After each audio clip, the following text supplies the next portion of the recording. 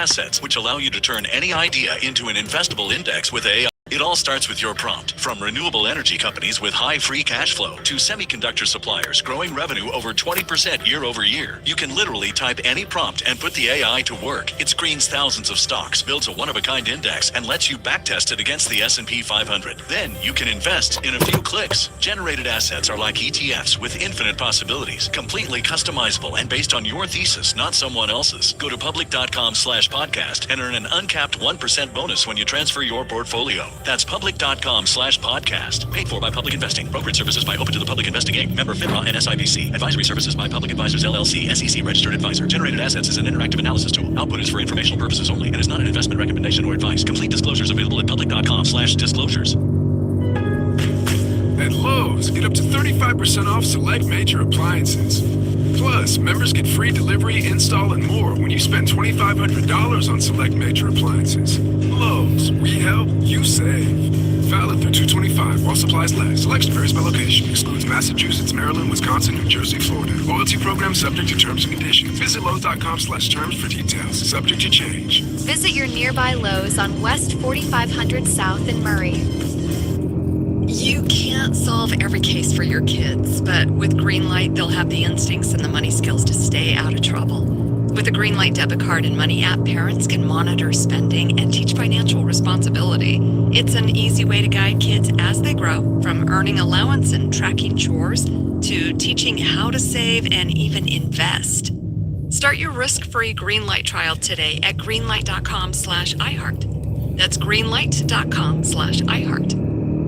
Now here's a highlight from Coast to Coast AM on iHeartRadio. And welcome back to Coast. George Norrie with you. Les Klinger is considered to be one of the world's foremost authorities on Sherlock Holmes, Dracula, H.P. Lovecraft, Frankenstein, and the history of mystery and horror fiction. He's the editor and author of many books. He's a two-time Edgar Award winner and has edited 2 anthologies of classic 19th century mysteries, along with co-editing 5 anthologies of Sherlock Holmes stories. He is the New York Times best-selling editor of New Annotated Dracula. Les, welcome back. How have you been? I've been good, George. How are you? Great. And I'm glad you're not with the Washington Post right now. Well, me too. It's a bad time to be a journalist. Do you have any friends out that way? I do. My old friend Michael Durda, who is still on the staff, going to still be doing books. Thank goodness. Good friend. Now, how did you get interested in Bram Stoker? Well, when I was finished with my Sherlock Holmes books, which were that was a passion that I discovered in law school, and was fascinated by Holmes for years and years. But when I finished the Sherlock Holmes books, I had enjoyed the process of writing an annotated book so much that I wanted to do another one. And I thought about it. My wife said, "Why don't you do Dracula? You love that book." And I thought about it, and it was perfect because Dracula and Sherlock Holmes were exactly contemporary. I like to think they walked the streets of London together. How do you think Bram Stoker got the concept of Dracula? Well, there were a lot of vampire legends around already. His mother had told him tales when he was a wee lad in Dublin of vampires, and he was fascinated by the subject. Some say he had a role model in his mentor, Sir Henry Irving, but I think that's a bit of an exaggeration. But he wanted to be a writer. He had written a number of sensational books that frankly weren't very good. But he cast around for an idea and came up with the idea of the vampire. The vampire had been in the English literature already. There are 2 great works before him. There was John Polidori's The Vampire way back in the time of Mary Shelley, and the sensational Varney the Vampire. It had been a multi-part dime novel series in the newspaper elsewhere, and he decided to write it. And so, to our great fortune, he sat down and wrote Dracula. How would you grade that book? Well, first of all, it's certainly the scariest book I've ever read. it's hard to put yourself back into a place of being scared. But I read it in college, and I read it at a time when I thought I ought to read it. I was an English major. It seemed like something I ought to be familiar with. And then I discovered how scary it was. But you have to put yourself back into this mood of forgetting the movies, forgetting everything, because you find yourself yelling at these people halfway through the book. It's a vampire, you dummies. You know, why don't they get it? How did Hollywood transform these books? Oh my, well, the love affair between film and vampires began very early in the 1920s, almost with the beginnings of films. There were many versions of Dracula. The first great one was the wonderful film that you can still find on YouTube and all over the internet, Nosferatu. Now, Nosferatu was essentially a ripoff of Dracula. With that ugly little vampire, right? That's right. Max Schreck was the actor who played the vampire, and this was a far cry from our modern image of the vampire. This was long before Bela Lugosi took the stage as Dracula, and so the vampire is a rat-like looking creature, really horrifying, scary creature. How scary was he, Les? Well, I mean, he's pretty terrifying. There's been modern versions. The film was remade later by I think Wim Wenders, and in a sort of underseen film that came out a couple of years ago called Voyage of the Demeter. There's a wonderful scene in it that's lifted right out of Nosferatu, of the vampire on the prow of the ship. It's a scary character. This is not, the sort of what I call the lounge lizard Dracula, with the version that we have with Lugosi of the slick back hair, dark good looks, seductive of women. This is as I said, rat-like looking creature with long teeth and nothing romantic or attractive about it whatsoever. You've written a series and edited a series of annotated books. Annotated means, of course, there are comments and notes left behind. Tell me about that. Well, this bad habit started, according to my wife, when we went to the movies and I found myself talking to the screen. You know, I don't know if you're one of those, but I'm one of those people who sits there in the audience and says, "What's this? This is really good. This reminds me of that. The person, the director, must have meant this," and so on. And that habit translates into dropping footnotes all over texts.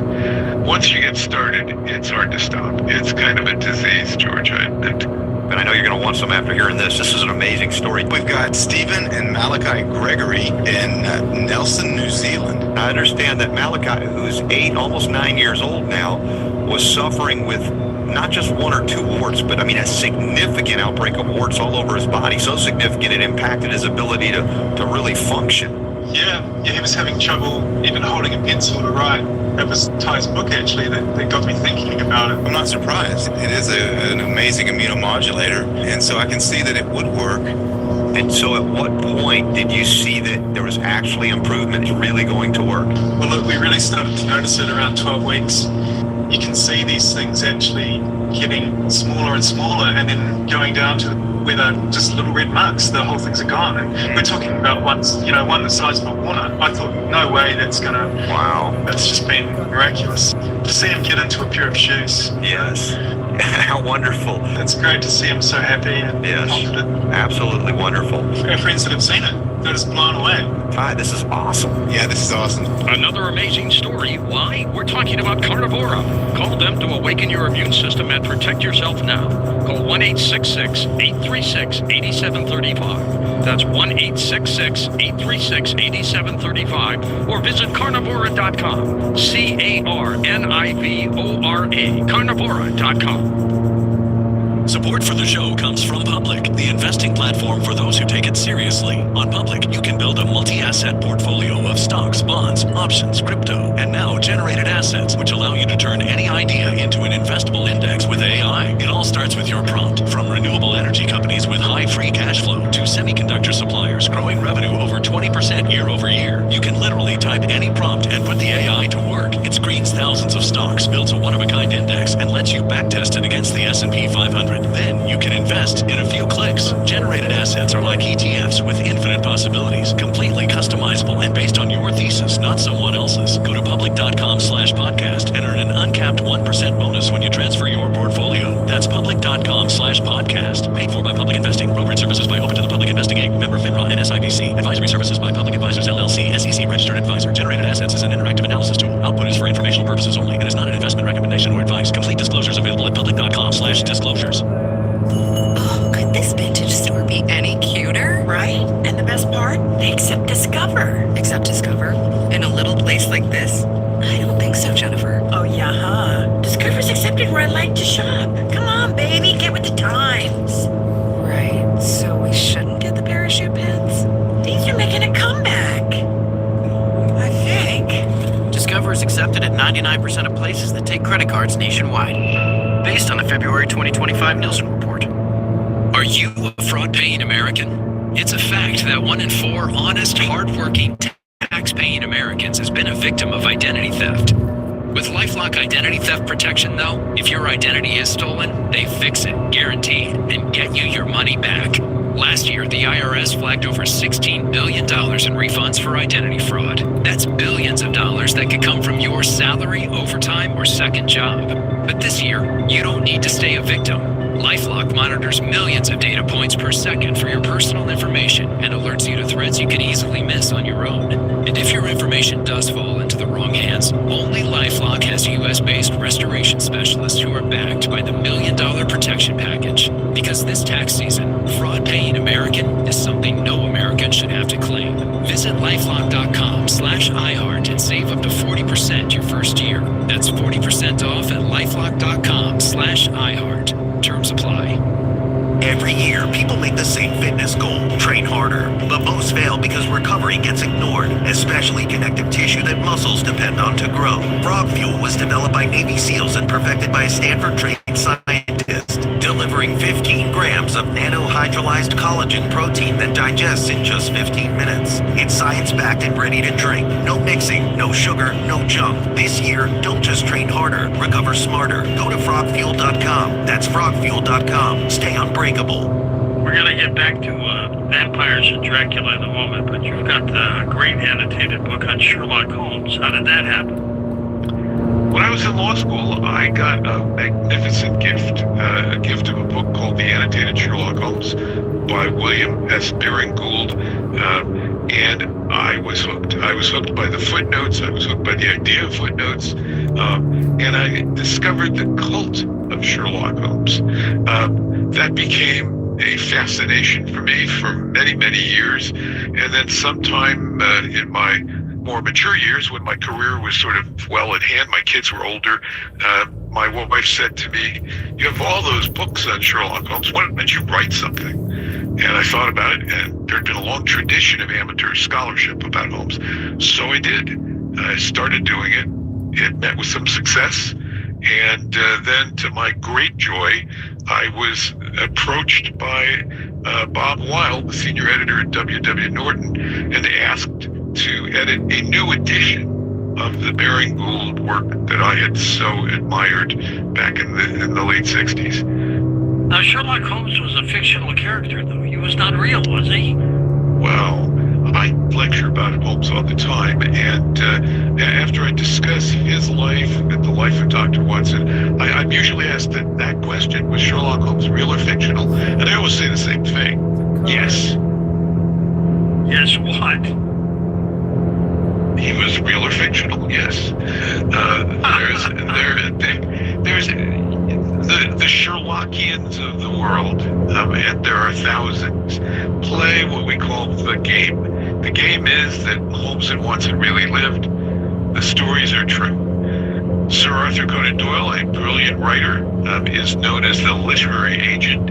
He helped Dr. Watson get these stories published. And in the words of Dorothy Sayers, we put our tongues firmly in our cheeks and pursue this sort of slightly mad study of the stories. What did you like about Sherlock Holmes, Les? Well, many things, but I like that Holmes is a superhero that somehow, if we just work hard enough, we can be like that. We don't have to be bitten by a spider. We don't have to be born on another planet.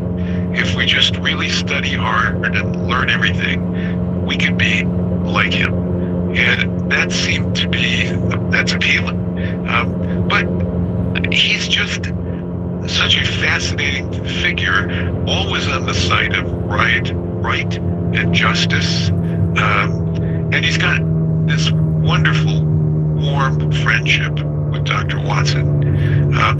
I think if you ask Sherlockians, would we like to be Sherlock Holmes? I think the truth is he's kind of an uncomfortable figure sometimes. Would we like to be Dr. Watson? Absolutely. To hang around with this genius and sort of bask in his light and bask in his friendship. Well, what a great Holmes was the brilliant one, wasn't he? Yes. And, too many of the movies depicted Watson as this fool, but he wasn't a fool. He was a stout fellow. He was a smart guy. He was a doctor. He had obtained his medical degree, and he kind of allowed himself to play the fool a bit to make Holmes look better. And he did. He did. He did make Holmes look good. He stayed out of the spotlight himself, Dr. Watson did, and always shone it on his friend, his brilliant friend. And so we have these wonderful adventures, and we can travel along with them and take ourselves back to what seems to be maybe a simpler time, a time when things are a little more black and white. We know who the good people are and who the bad people are, and we can stand up for right and justice. Les, what did Holmes' line, "Elementary, my dear Watson," come from? Well, it came from the movies. That doesn't appear in any of the stories. He says elementary. He talks about "my dear Watson." He never says that exact phrase anywhere in the stories, but he comes close. And when you flipped over to Dracula, anything unusual there? Well, yeah, lots of unusual. First of all, as I said, as I studied the book, it's the date of the events. Not very many people want to treat it like Sherlock Holmes, but I played the game a bit with the Dracula novel and treated it seriously, as if, what if those events had really occurred? And when we date the events, they take place in the late 1880s, possibly 1893, but certainly at a time when Sherlock Holmes was very active in London. And we can imagine this shrouded figure walking the streets of London, maybe with Holmes actually on the case, trying to track him down. But people ask me, what was the scariest thing that I found about Dracula? The scariest thing I found was a British magazine called Bite Me. That's I'm not sure if it's still in print. It was in print at the time that I was doing this book back in the 2000s. This is the Journal of Consensual Vampirism. These are people who enjoy sharing blood and dressing like a vampire. They get their teeth capped to look pointy and long. They wear red contact lenses, and they share blood. Big time, too. Yeah, that scared me more than anything. When you edited these books, they were written by the original authors. You just added to it, right? Right. I always say that these books didn't need Les Klinger to be great books. They are wonderful books. And if you've never read the book, please don't read my footnotes first, because inevitably I had to spoil things, because I want to talk about the endings earlier in the stories so that you can sort of see how it builds up to those endings. But I think of my footnotes as kind of like the director's track. It's a way to enhance your enjoyment of the stories, maybe find things in them that you didn't know were there, and look at things in a fresh way. Les, I was always told that Dracula was written after Vlad the Impaler, a real person. Is that true? Well, no, it's probably not. What we do know is this. Stoker did some research into his work, into the work, and putting together the work. And in the course of his preparation, he came across some accounts of Transylvania. Now, Transylvania was a kingdom or principality of a faraway place, not yet the nation of Romania, but a faraway place. Adios, todos. Beyond the Carpathian Mountains, little visited by English-speaking travelers, very little written about it. So it was an ideal location to place his tale because it was like the dark side of the moon. Nobody knew much about it. You could say all kinds of strange things happened there. Now, interestingly, Transylvania doesn't have much in the way of a tradition of vampires or vampire literature. There's a lot of Eastern European vampires, but not so much there. But along the way, Stoker discovered a prince, Vlad the Impaler, who was a prince who fought against the Turks and was a great hero to his people.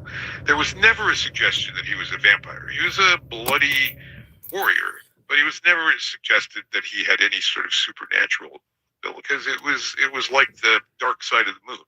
Nobody knew much about it. You could say all kinds of strange things happened there. Now, interestingly, Transylvania doesn't have much in the way of a tradition of vampires or vampire literature. There's a lot of Eastern European vampires, but not so much there. But along the way, Stoker discovered a prince, Vlad the Impaler, who was a prince who fought against the Turks and was a great hero to his people. There was never a suggestion that he was a vampire. He was a bloody warrior, but he was never suggested that he had any sort of supernatural abilities. He did impale on a stake his victims from time to time, and he had a nasty reputation as an enemy because of that. But there was never a hint of him being a vampire. But what Stoker discovered, he had already written the book, by the way. He had written the book, and he was calling the lead character Count Wampir. Not a very fetching name, No. but it was kind of the placeholder that he had. And he came across the name Dracula Solicitor in London, and he gets hired. His boss is hired by Dracula to help him buy some real estate in London.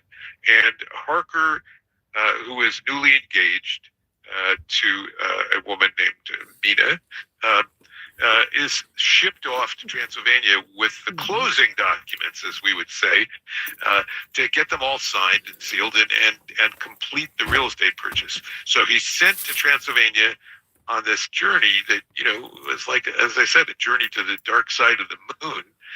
He travels across Europe and passes through Vienna and gets to the streets and finally goes to Dracula's castle, where he meets Count Dracula, where he is promptly imprisoned. Dracula takes all the papers, locks Harker in his castle, and takes off for England. Was Jonathan Harker perhaps based on a real person? Well, as I say, I think he's loosely based on Stoker himself. Stoker himself was a solicitor. I like to pretend that the two of them met while they were studying to pass the bar examinations there. But there's no basis for that evidence other than my wild fever dreams. Les, do you think vampires of that day scared people? Oh yes. The vampires were not seen as